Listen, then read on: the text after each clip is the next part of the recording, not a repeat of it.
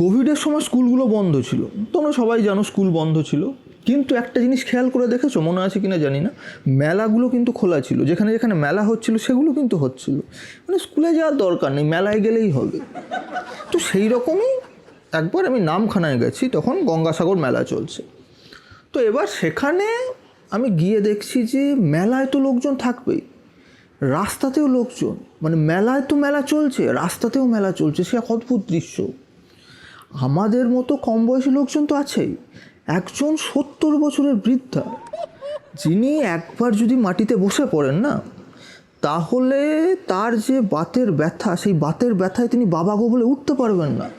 তিনি বগলে একটা পুঁটলি নিয়ে ওই নামখানা রাস্তা দিয়ে এমনভাবে হেঁটে যাচ্ছেন যে তার 20 বছরের পুরনো বাতও এক রাস হতাশা নিয়ে তাকে জিজ্ঞেস করবে, যদি বাতের মুখ থাকতো, মানে কথা বলার ক্ষমতা থাকতো, সে আমি গ্যারান্টেড এক রাস হতাশা নিয়ে ওই বাত ওনাকে জিজ্ঞেস করতে, আমায় চোখ তুই।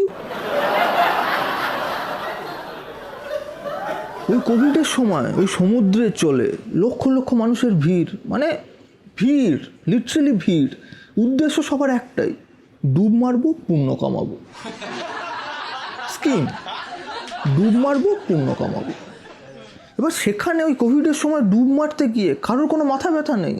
ডুব যখন মারতে যাচ্ছে তখন যদুর নিতম্ব মধুর তল পেটে ঠেকে যাচ্ছে। ডুব মেরে ওঠার সময়, সিরিয়াসলি, ডুব মারার সময় যদুর নিতম্ব মধুর তল পেটে ঠেকে যাচ্ছে। ডুব দিয়ে যখন উঠছে তখন তখন কানুর মাথা কাঁচুর বগলের মধ্যে আটকে গেছে, কিন্তু তার একটাই উদ্দেশ্য, তাদের ডুব মারবো, পুণ্য কামাবো। তো সেই সময় আমি ওখানকার একজন লোকাল নেতাকে জিজ্ঞাসা করেছিলাম যে আচ্ছা দাদা, স্কুল তো বন্ধ, তো এখানে এই যে আপনারা যে একজন রাজনৈতিক নেতা হওয়া সত্ত্বেও এই যে মেলাটা খোলা, মেলায় এত লক্ষ লক্ষ লোকের ভিড়, তো এখান থেকে কোভিড ছড়াবে না? তখন তিনি আমাকে উত্তর দিলেন যে দেখুন, মেলা মানে মিলন, মিলন মানেই আনন্দ, আর আনন্দ হচ্ছে সব রোগের ওষুধ।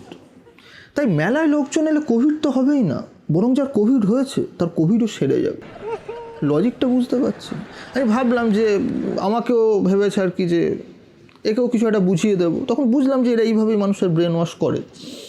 আরেকটা জিনিস বুঝতে পারলাম, যে কেন ক্ষমতা চলে গেলে মানুষ এদের দিকে ডিম টমেটো ছুঁড়ে মারে।